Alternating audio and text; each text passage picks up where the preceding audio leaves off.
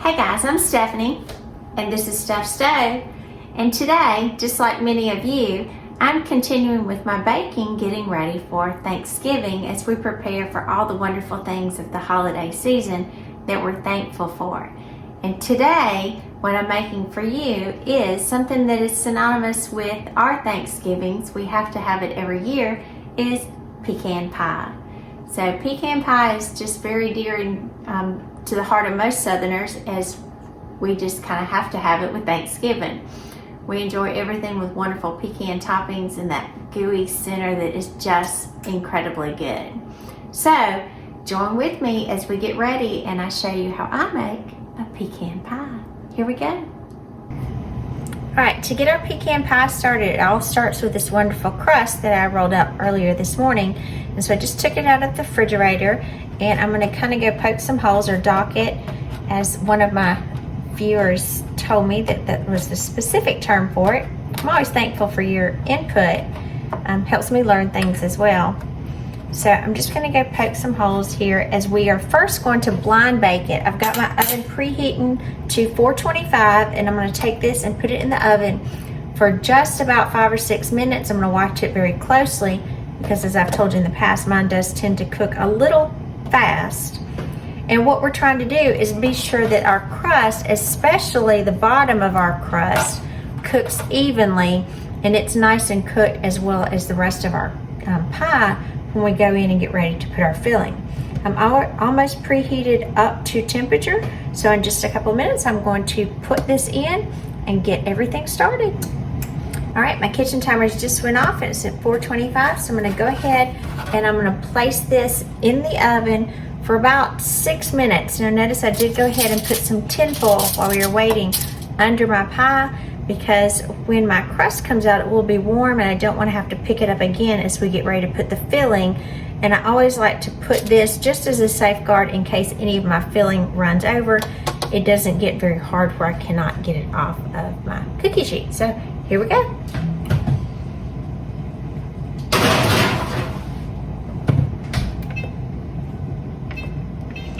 All right, while our pie crust is pre-baking, we're gonna go ahead and put together the wonderful pecan pie filling. Into this, in our stand mixer, I'm going to mix together 1/2 cup of brown sugar, and I use light brown sugar in here, and 2 tablespoons of butter that I have had sitting out not melting, but it's kind of room temperature. It's not really super firm or super soft at this point. So we're gonna lock this down and blend this together until that our butter and our sugar become very kind of creamy and emulsified together. All right, my timer is going off, so I'm gonna go ahead and stop my timer and get my pie crust, retrieve it from the, ooh, look how pretty that is. Can't wait till you guys see it. Look how pretty. And again, remember, we're not completely baking it, we're just pre-baking the pie crust, just so it gets a nice doneness on the bottom. So let's go back and continue working on our filling. But before we do that, I'm going to change my oven temperature. I'm going to set it on to bake for 450 degrees to increase the temperature as we get ready to put our pie in there. All right, I'm gonna stop the mixer and pull it up so you guys can see it.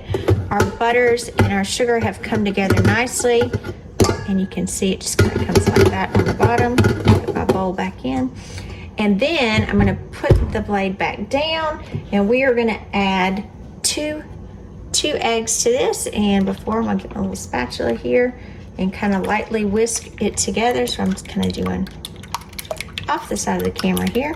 So I'm going to lightly mix these together to be sure that they're well incorporated.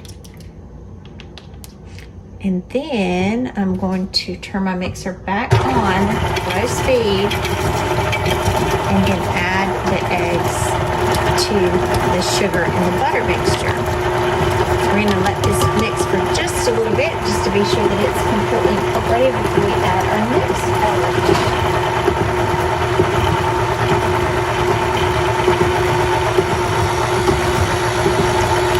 Like that is coming together nicely. I'm going to increase the speed just a little bit. You can see that well. mixture goes together nicely with the sugar. Stop this just for a minute, lift my mixer up, and you may need to scrape between, because if your mixer does like mine, you will always seem to have things on the side, and you want to be sure that all of those elements are incorporated. So always scrape down your sides as well. I'm going to scrape down that side, and then let's put it on and let this continue mixing together.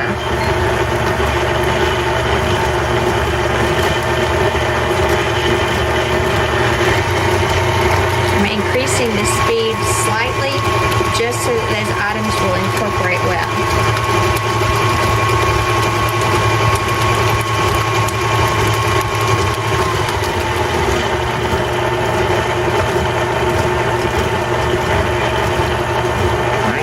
Coming together as well, so I'm going to back down my speed just a little bit. And now to this, we are going to add in some self-rising flour, and I have 2 tablespoons here of self-rising flour.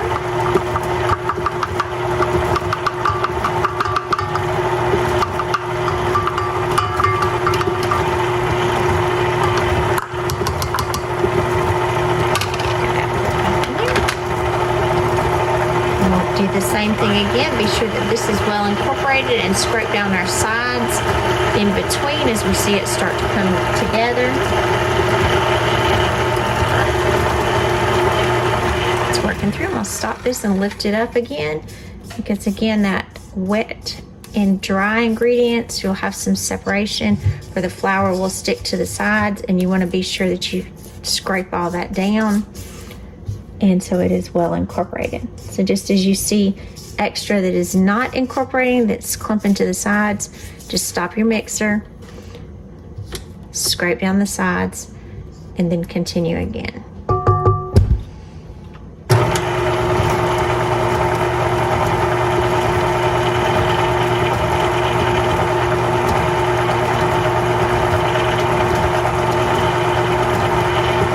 Looks like that is being incorporated well. So now at this point, we're going to add half of a teaspoon of vanilla extract.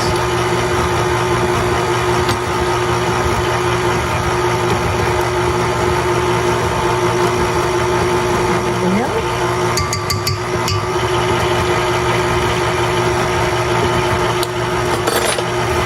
So the vanilla is one of the most popular additives in most of your baking, vanilla extract. And again, we're going to give that just a minute until it incorporates.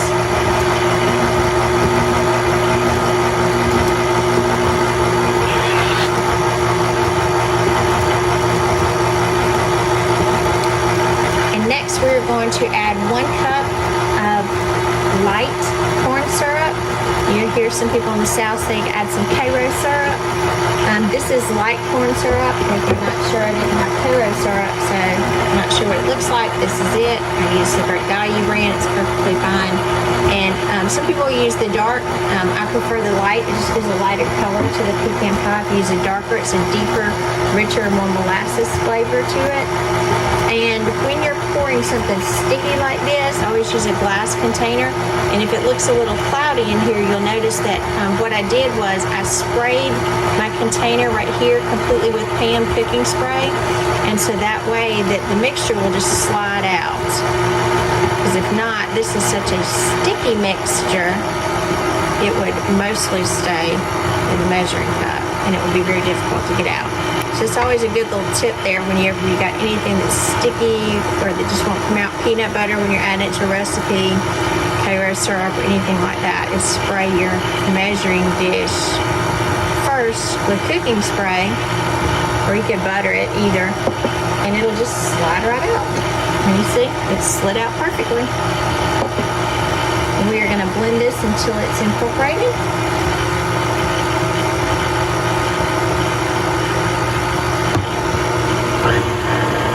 Turn it just slightly. I see a little bit of flour pieces in there.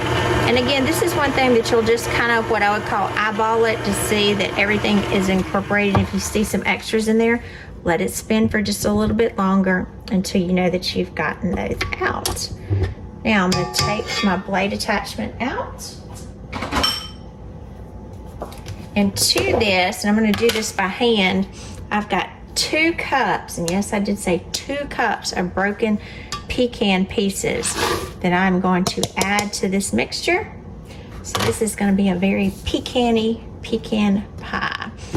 And I'm going to come over here to the stove, and we're going to get ready. I'm going to mix this by hand and pour it in our shell. All right, here we go. We're back at the stove, and you can see that we just had our pecans and that wonderful filling mixture. So I'm going to take my spatula again. As many of you have suggested, say please don't use a wire whisk or something because of the sound. So I do appreciate your comments and suggestions. I do read them all, and as many of you can tell, I try to respond to as many as possible.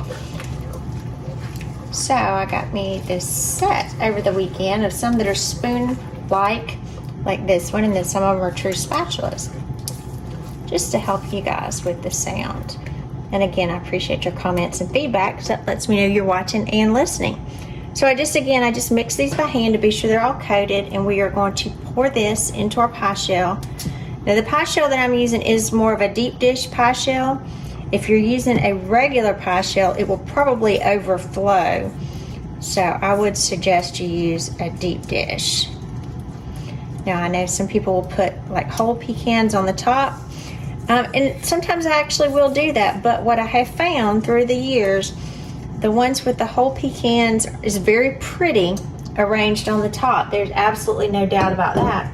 However, when you slice into it, you don't get an even slice. So I prefer to use the pieces. And you can see that perfectly filled that pie shell. So again, we increase the heat on our oven. We increase the heat on our oven to 450 degrees, and we're going to put this in the oven for 10 minutes at 450, and then after 10 minutes we're going to reduce the heat to 350 degrees for about 20 to 25 minutes or until it's set. And again, the cooking time will depend on your oven. So here we go with the first round. It's still a little warm, so I'm going to use my pot holders. And let's get ready and get this in the oven for the first 10 minutes. Very carefully pick that up. Got a pretty pie already. Put that in here. I'll set my timer for 10 minutes. All right, our crust has been baking for 10 minutes at 450, so now I'm going to change the temperature to 350, and I'm going to reduce it and set my timer for, I'm going to set mine for 20 minutes, and then we'll check it in 20 minutes. After your pie finishes for the first 10 minutes, we did readjust our temperature and our cook time. I'm going to check it. I turned on my kitchen light for the stove, as you can, the oven, as you can see. And sometimes the crust will go ahead and get extremely brown, so I went ahead and tore off a sheet of aluminum foil. And as you can see, it is browning. I don't want it to brown too much, and I apologize for this being loud. I'm going to just kind of put it right over there and lay that atop of my crust so it won't get too brown, and you may want to do the same.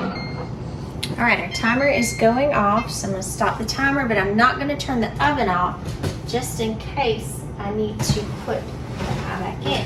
So let's take it out, get ready, and take a look and see what pie looks like. And again, when I got to the point where I was reducing the heat from 450 to 350, I did cover it. Oh, look at that pie, look at that pie. And we're going to check it. So when I move it like this, you can see the puffiness. And it is not completely set, not like a custard pie, but do you see that? That's just a little jiggle. It is not a full-blown wave wobble. It is just a little jiggle. Now this pie, and I'm going to go ahead and turn my oven off at this point. This pie will continue to cook and set until it gets completely cold at about the 2-hour mark. So it'll be a while before we can do anything with it, but we do have a beautiful pecan pie. I'm Stephanie, and this has been Steph's Stove, where today we made this wonderful pecan pie. That's a recipe that I've had for many, many years. The recipe, I was looking for it, I actually have already put it up, was given to me by my mom many years ago that she made so many times, and I just so lovingly remember all of those pies at Thanksgiving, Christmas, and any other time we would get together. So, I do hope you enjoyed this pecan pie, and remember, give us a thumbs up, click that subscribe button, and for all of you that have subscribed to my channel and are faithfully watching, I do so appreciate you as we enjoy pie and Thanksgiving, all the wonderful things we're thankful for together as a family. So remember, Steph's Stove, and there's my baby as well, my little Courtney. We're making memories one dish at a time. Have a good night. Happy Thanksgiving. Happy Thanksgiving.